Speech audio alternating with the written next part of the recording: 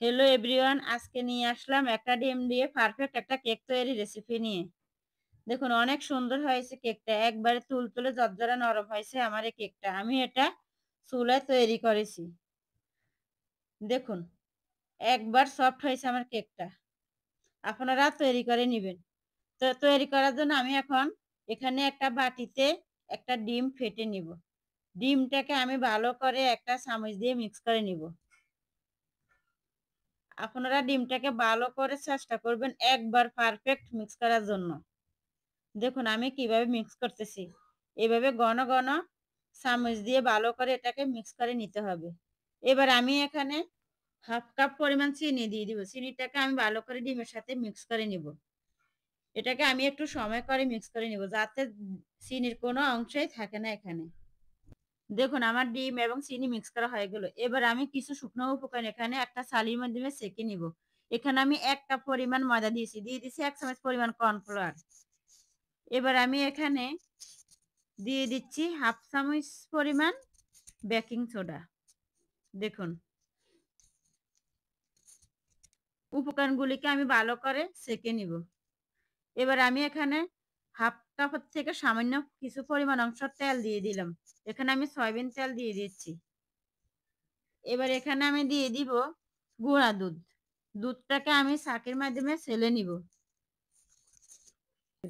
এখানে আমি ২ চামচ পরিমাণ গুঁড়া দুধ নিয়েছি। দুধগুলিকে আমি একটু ছেঁকে নিব।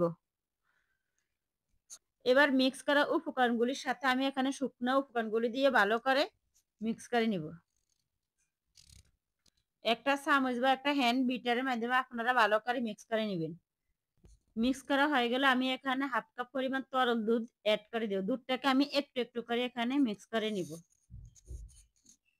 দেখুন আপনারাও এভাবে মিক্স করে নেবেন। একেবারে দুধটাকে মিক্স করা যাবে না।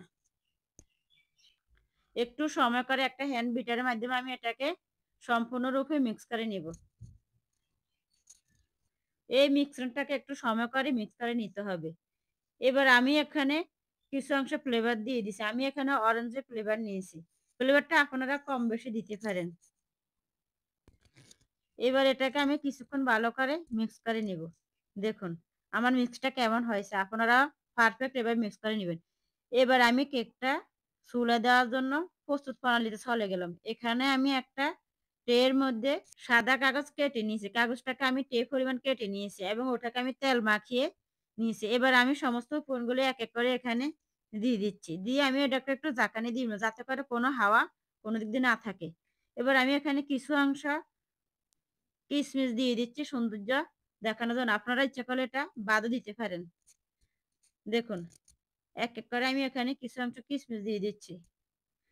এবার আমি এটাকে চুলায় বসিয়ে দিব। চুলা আমি লো হিটে এটাকে আমি প্রায় ৩০ থেকে ৪০ মিনিট পর্যন্ত আমি রান্না করে নিব। চুলায় আমি একটা প্রেসার কুকার বসিয়ে প্রেসার কুকারের ভিতরে আমি এটা দিয়ে দিলাম। প্রেসার কুকারের উপরে দেখুন এই শীষটা উপরে অংশটা আপনারা উঠিয়ে নেবেন। দেখুন সামান্য লো হিটে আমি এটাকে ৩০ থেকে ৪০ মিনিট প্রস্তুত করে নিয়েছি। দেখুন আমার কেকটা কত সুন্দর হয়েছে। আমার কেকটা পারফেক্ট ভাবে তৈরি করা হয়ে গেল। আপনারা এভাবে চেষ্টা করবেন। মাত্র একটা ডিম দিয়ে একটা কেক তৈরি। কত সুন্দর হয়েছে দেখুন।